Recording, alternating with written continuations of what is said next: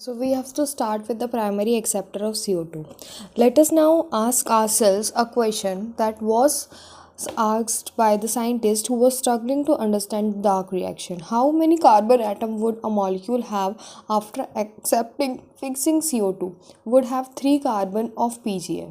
देखो, तो इसमें ये बोल रहे हैं कि जो आपका प्राइमरी एक्सेप्टर होगा CO2 का, तो उसके पास कितने कार्बन के एटम होंगे. The studied very unexpectedly shows that the acceptor molecule was a 5 carbon ketone sugar. तो जो एक्सेप्टर मॉलिक्यूल था वो क्या था, आपका 5 कार्बन कीटोन शुगर था, जिसका नाम था रुबिलोज बिस फॉस्फेट.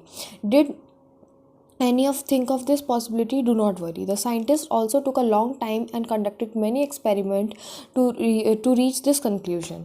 तो बहुत सारे एक्सपेरिमेंट करने के बाद ही साइंटिस्ट इस कंक्लूजन पे पहुँचे थे कि जो एक्सेप्टर मॉलिक्यूल है वो 5 कार्बन कीटोस शुगर है. They also believe that since the first carbon product was C3 acid, the primary acceptor would be A 2 carbon compound. क्योंकि देखो 2 कार्बन का कंपाउंड होगा तो उससे CO2 आके जुड़ेगा, तभी तो C3 एसिड बनेगा, 3 कार्बन का एसिड बनेगा.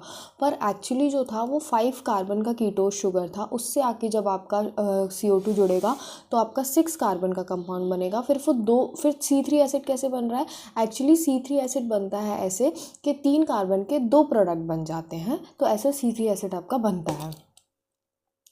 The primary acceptor would be 2 carbon. लेकिन साइंटिस्ट को ऐसा लग रहा था कि यदि 2 कार्बन का होगा तो इससे आके जब CO2 जुड़ेगा तो आपका 3 कार्बन का एसिड बन जाएगा, क्योंकि C3 एसिड बन रहा था first product.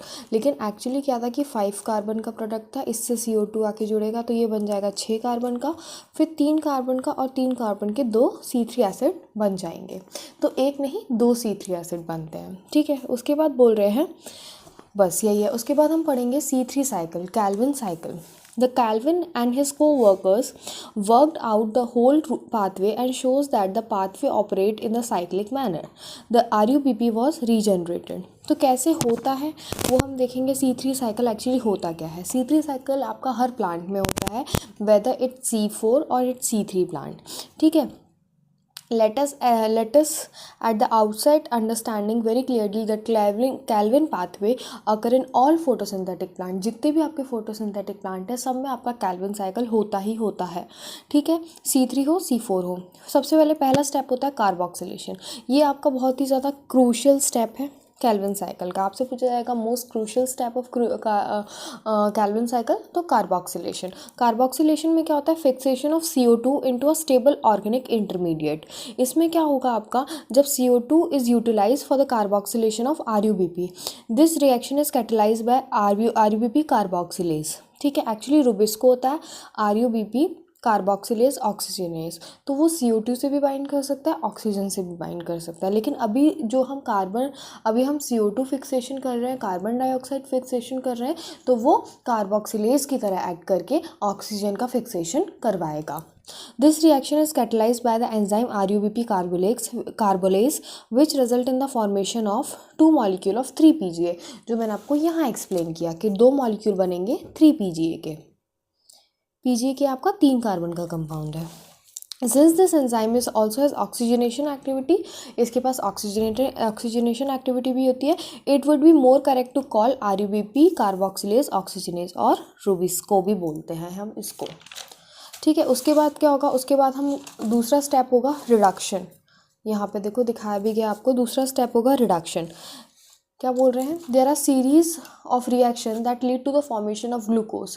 The step involve utilisation of 2 molecules of ATP for phosphorylation and 2 NADPH for reduction per CO2 molecule fixed.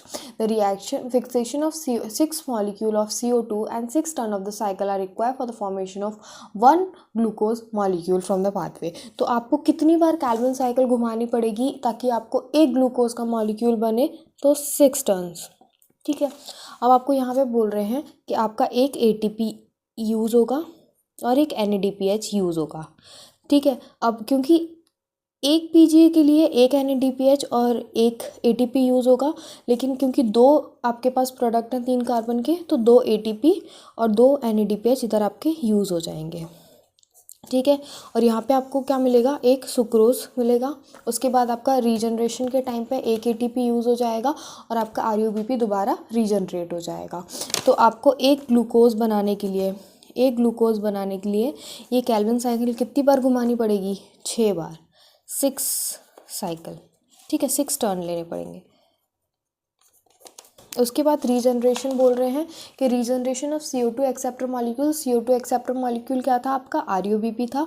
उसमें भी आपका एक एटीपी लगेगा, ये भी आपका एक क्रूशियल स्टेप है साइकिल का। और रीजनरेशन में आपका एक एटीपी रिक्वायर्ड होता है, ठीक है।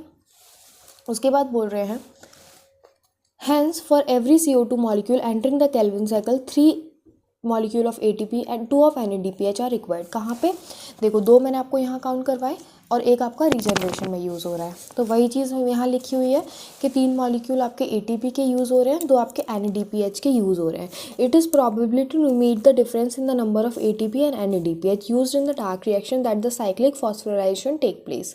उसके बाद आपको ये चार्ट बताया गया है कि 6 CO2 के मॉलिक्यूल जब फिक्स होंगे तब आपका एक ग्लूकोज बनेगा, तो उसमें आपका 18 ATP, तो उससे क्या होगा, आपका 18 ADP निकलेंगे और आपके 12 NADPH से 12 NADP, क्योंकि ATP आपका टूट जाएगा ADP में और NADPH आपका NADP में।